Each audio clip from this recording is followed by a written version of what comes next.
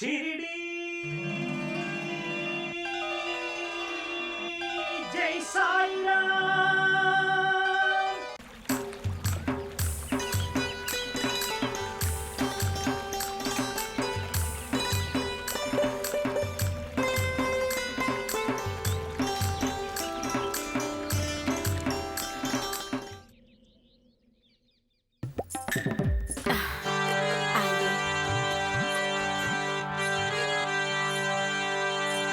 अंदर आइए देवदास जी।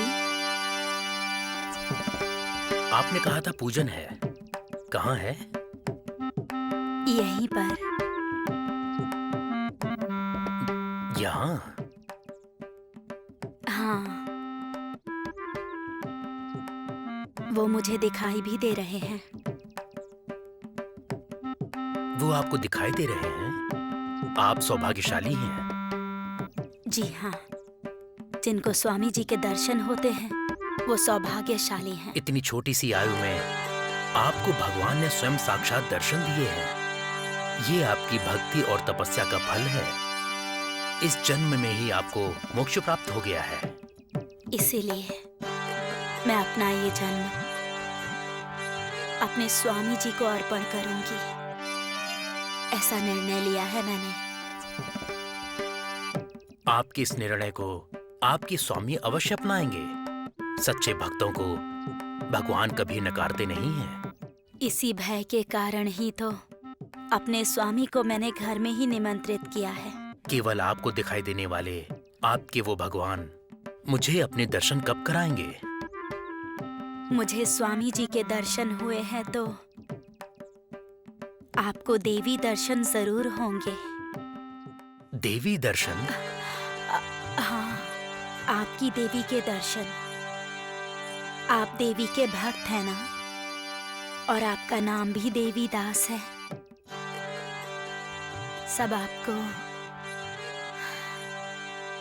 इसी नाम से जानते हैं। वो भगवान मुझे किसी भी वेश में दर्शन देंगे तो मेरा जन्म धन्य हो जाएगा। तो आप ऐसा सोच लीजिए कि ये देवी मेरा अर्थ है कि आपकी देवी आपकी आंखों के सामने है। ये बताइए पूजा का स्थान कहाँ है? यहीं पर है। आइए आइए।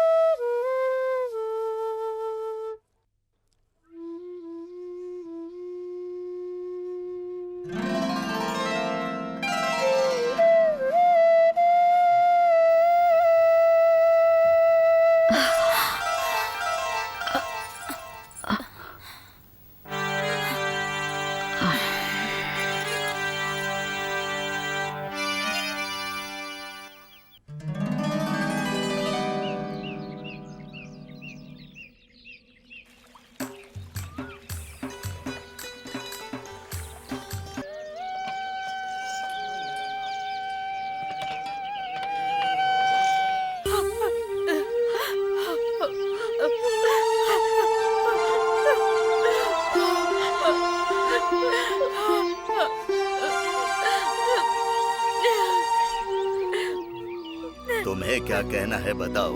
अब इसमें कहने जैसा क्या है सरपंच जी? मैं इसको त्यागना चाहता हूँ। मेरे साथ न्याय कीजिए और मेरे वंश के साथ न्याय कीजिए। मालिक, मैं बच्चे को जन्म नहीं दे सकती, ये मेरा दुर्भाग्य है। मैं इसे स्वीकार करती हूँ, परंतु ये मुझे त्याग कर किसी और से विवाह कैसे कर सकते हैं? तो अब हमें क्या करना चाहिए? तुम्हें बच्चा नहीं होगा और इसको बच्चा चाहिए, पर तुम्हारे भाग्य में नहीं है, इसीलिए इसकी दूसरी शादी होगी और तुम्हें ये त्याग देगा। पंचायत की बात तो माननी ही पड़ेगी। न्याय और धर्म से जुड़े रहना चाहिए, लेकिन किसी समाधान के साथ नहीं। तुम कौन होते हो हमें न्याय धर्म सिखाने वाले? मैं यहाँ का सरपंच हूँ और मैं ही न्याय करता हूँ। मेरी बात के खिलाफ कोई नहीं जाता।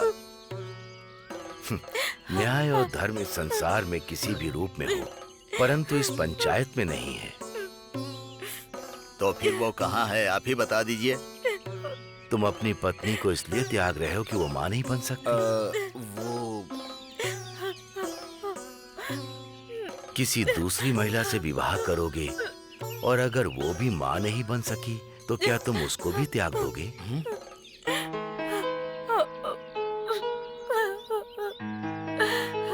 तुम माँ नहीं बन सकती हो, इसमें इसकी कमी है या ये तुम्हें पसंद नहीं आती?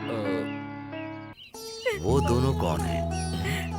वो मेरे माँ बाप हैं। कल को तुम्हारे माँ बाप तुम्हें पसंद नहीं आएंगे, तो कल क्या तुम इन्हें त्याग कर किसी और को माँ बाप बनाओगे? बिल्कुल नहीं। उन्होंने मुझे जन्म दिया है तो मैं उनका त्याग क्यों करूँगा? अर्थात तुम्हारी पत्नी तुम्हें पसंद नहीं आ रही है। उनमें और इसमें भला कोई संबंध है क्या? हाँ, संबंध है। उन्होंने मुझे जन्म दिया है और ये बाहर से आई है। कहाँ से आई है ये?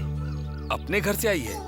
अर्थात मुझसे विवाह करने के उपरांत मेरे साथ ये मेरे घर में रहने के लिए आई है। साथ रहने का मतलब? दुनियादारी।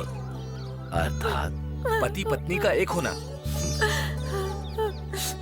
एक होने के बाद दो नहीं होते, मतलब एक पति पत्नी दो अलग नहीं है। हम उसे दो भाग में नहीं कर सकते।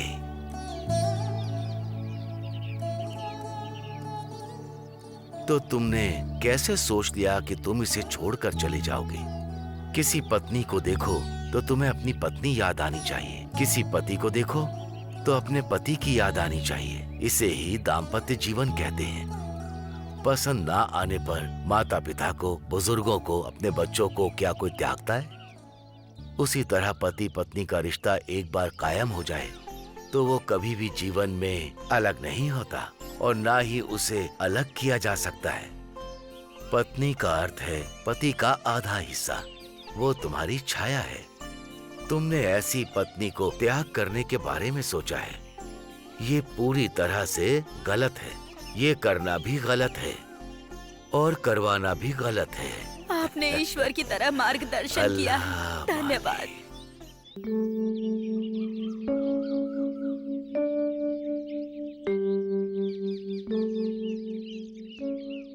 भक्ति भाव से अभिभूत छाया देवी के घर में जब पूजन कर रहा था तो मुझे अत्यंत सुख मिला। पूजा अच्छी तरह से संपन्न हो गई ना स्वामी? भगवान की कृपा से सब कुछ अच्छा ही हुआ। जैसा कि मैंने तुमसे बताया, छाया देवी ने स्वामी जी की पूजा की है। हमारे इस संसार में भक्ति और श्रद्धा से पूजा करने वाली कई स्त्री हैं जो सदैव भगवान की पूजा में व्यस्त रहती हैं। हाँ, पुरुषों से अधिक स्त्री किसी भी चीज की भक्ति सबसे ज्यादा कर सकती है। छोटी सी आयु में भगवान का दर्शन प्राप्त किया है छाया देवी ने, धन्य है वो। परंतु कई ऐसी स्त्री हैं जो दूसरी चीजों के मोह में स्वामी की भक्ति करती हैं। हाँ, इस प्रकार की भी स्त्रियां होती हैं, लेकिन छाया देवी की भक्ति को देखकर लगता है भगवान के प्रति उनके मन में अथाह भक्ति है। साधुओं की तपस्या भंग करने का एकमात्र कारण स्त्री हैं। पुराणों में यही लिखा है। अपनी साधना में निष्ठा हो और तपस्या में सच्ची भक्ति हो तो वो तपस्या सदैव फल प्राप्त करती है।